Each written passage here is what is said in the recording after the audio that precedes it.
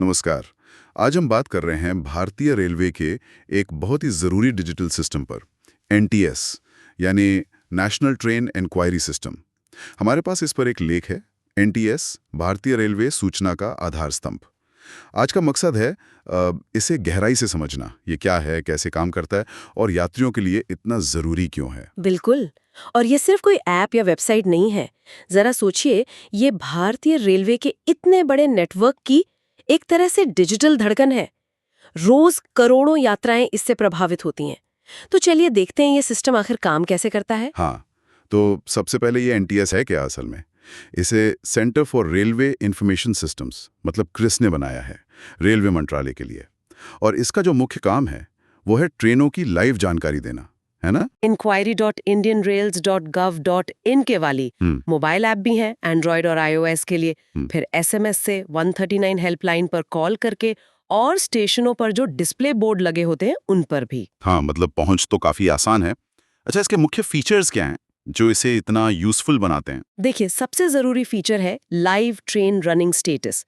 इससे पता चलता है कि ट्रेन अभी असल में है कहाँ, कितनी लेट चल रही है। फिर ट्रेन शेड्यूल है जिसमें आपको पूरा टाइम टेबल मिल जाता है।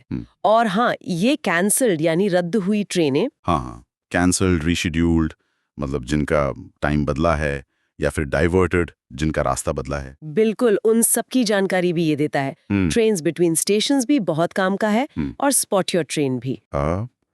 लेकिन मैंने ये देखा है कि प्लेटफॉर्म नंबर वाली जो जानकारी है वो अक्सर बड़े स्टेशनों पर ही मिलती है, छोटे स्टेशनों पर कई बार नहीं दिखती। हाँ, ये बात सही है। ये अभी कुछ बड़े स्टेशनों तक ही सीमित है। अच्छा, अब जरा इसके तकनीकी पहलू को देखें। पर्दे के पीछे क्या चलता है? हाँ, बताइए। तो ये एक सेंट्रलाइज्ड डेटाबेस पर काम करता है। मतलब एक केंद्रीय डेटाबेस है जो पूरे देश के अलग-अलग रेलवे जोन के कंट्रोल ऑफिस से जुड़ा हुआ है। कंट्रोल ऑफिस मतलब जहां से ट्रेन की मूवमेंट को ट्रैक किया जाता है। जी हाँ, बिल्कुल।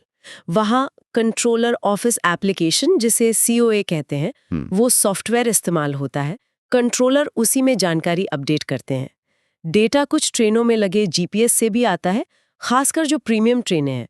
लेकिन एक दिलचस्प बात और है। क्या? छोटे स्टेशनों पर वहाँ के स्टेशन मास्टर कई बार मैन्युअल रूप से डेटा एंटर करते हैं, हाथ से। अच्छा, मतलब इतने बड़े डिजिटल सिस्टम में अभी भी मैनुअल काम होता है? ये तो बड़ी अनोखी बात है, टेक्नोलॉजी और जमीनी हकीकत का मेल।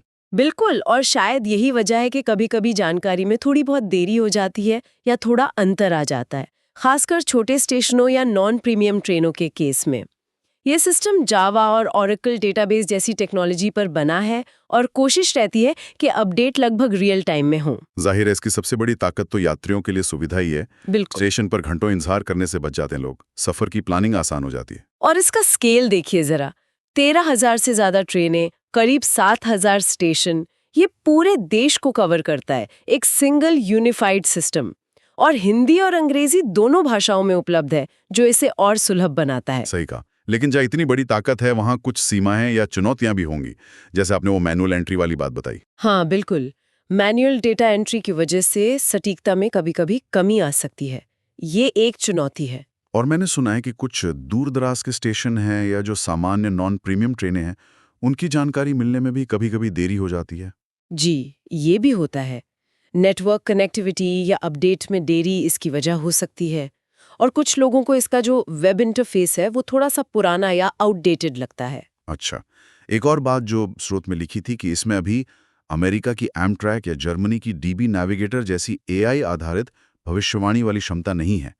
मतलब जो देरी का एकदम सटीक अनुमान लगा सके कि आगे कितनी और देर होगी। हाँ, ये एक अहम बात है। अभी सिस्टम ये तो बताता है कि ट्रेन कितनी लेट है, पर एआई का इस्तेमाल करके ये अनुमान लगाना कि भविष्य में कितनी और लेट हो सकती है, वो क्षमता अभी पूरी तरह से विकसित नहीं है। लेकिन अच्छी खबर यह है कि इस पर काम चल रहा है। लेख में बताया गया है कि एआई आधारित ईटीए प्रिडिक्शन मतलब अनुमानित आगमन समय की भविष्यवाणी, उसकी टेस्टिंग हो रही है। बिल्कुल, सुधारों पर काम जारी है। भविष्य में शायद हमें वॉइस असिस्टेंट इंटीग्रेशन देखने को मिले, मतलब आप बोलकर जानकारी पूछ सकें। और ज़्यादा ट्रेनों में जीपीएस ट्रैकिंग लगाने की भी योजना है, जिससे डेटा और सटीक हो।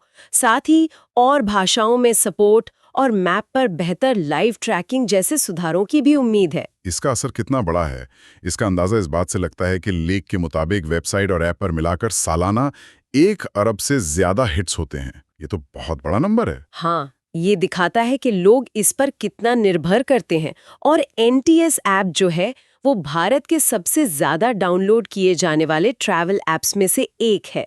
और सिर्फ यात्री ही नहीं, टीटीई, रेलवे का स्टाफ, स्टेशन पर वेंडर, बहुत सारे लोग इसका इस्तेमाल करते हैं अपनी प्लानिंग के लिए। ये पूरे रेलवे इकोसिस्टम का एक हिस्सा बन गया है। तो कुल मिलाकर देखें तो एनटीएस भारतीय रेलवे के इतने विशाल नेटवर्क के लिए एक बहुत ही जरूरी अनिवार्य डिजिटल टूल है।